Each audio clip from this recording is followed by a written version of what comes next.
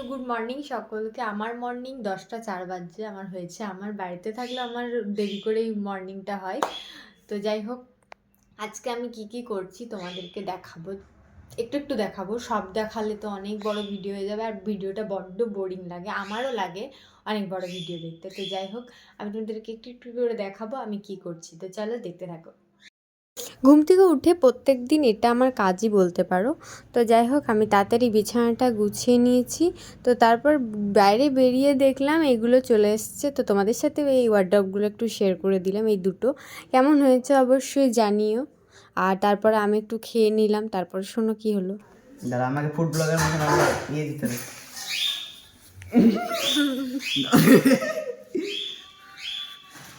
মা অতিরিক্ত গরম, একটু পাটি না। অতিরিক্ত গরমটাই খা। গল্প করে খেয়ে রাখা কি গরমটা সবাই জানো কি ভালো লাগিস।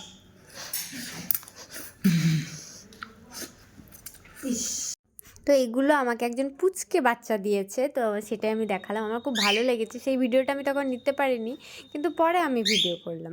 তারপর এখানে মিষ্টি চিৎকার করছে, সেটাই দেখালাম। আর কি খাবার হয়েছে সেগুলো বলার আশা করি দরকার নেই। তোমরা তো এই প্রেশার কুকারটা দেখালাম, ভাববে যে কী জন্য দেখালাম। এটাতে ডাল হচ্ছিলো, সেটাও তোমাদেরকে শেয়ার করলাম। আর এই পার্সেলটা আমার বহুদিন আগে এসছে, আমার খোলাই হয়নি। তা আমি ভাবলাম যদি আজকে খুলি আর তোমাদের সাথে একটু শেয়ার করে দিই। তোমরা দেখে বুঝতে পারছো এটা কী। এটা হচ্ছে সবজি কাটার বোর্ড ঠাকুরদের। তো তারপর ঘুমিয়ে পড়েছিলাম, ঘুম থেকে উঠে একটু চাউমিন খেয়ে নিলাম, সবাই মিলে একসাথেই বসে পড়েছি। তো চলো আমি খেতে থাকি, তারপর দেখো কি হয়। কি খাওয়াবি আমাকে? তোর মন কি বলছে? আমার মন তো অনেক কিছুই বলছে, তুই তো সব খাওয়াতে পারবি না, তুই যেটা খাওয়াবি বল হবে। তুই কি খাওয়াই বল? খাওয়া ফুচকা আর কি?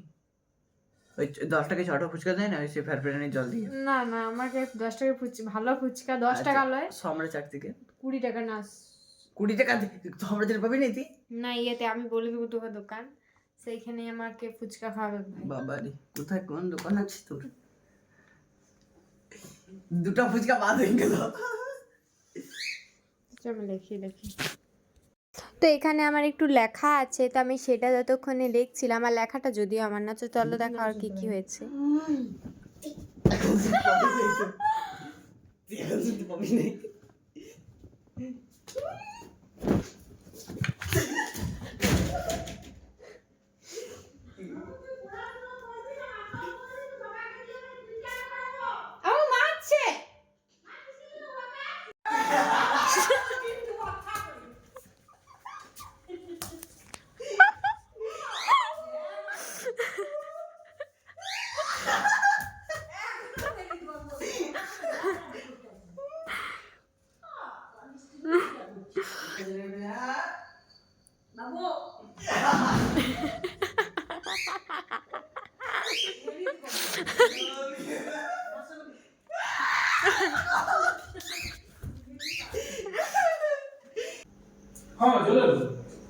নিচে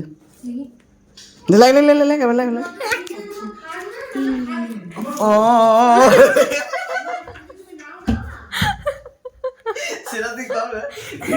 তো তোমাদেরকে আমি বললাম ভাইয়ের লেখা আমি লিখতে হচ্ছিল, তো আমার লেখাটা একটু তোমাদেরকে দেখিয়ে দিলাম কেমন লাগছে। জানিও খুব একটা ভালো হাতের লেখা নয়, কিন্তু ঠিক আছে, আমার মামা চলে যায় ওইটাতে। তো যাই হোক, তারপর রাতের বেলায় খাবার খেতে বসেছি। তো সেখানে বাবা বলছে এইগুলো খাও, শশাগুলো আমি খেয়ে নেবো, তোমাকে তো কষ্ট করতে হয় না। তো চলো আজকের ভিডিও এ পর্যন্ত। ভিডিওটা ভালো লাগলে অবশ্যই লাইক কমেন্ট শেয়ার আর সাবস্ক্রাইব করতে ভুলো না। বাই।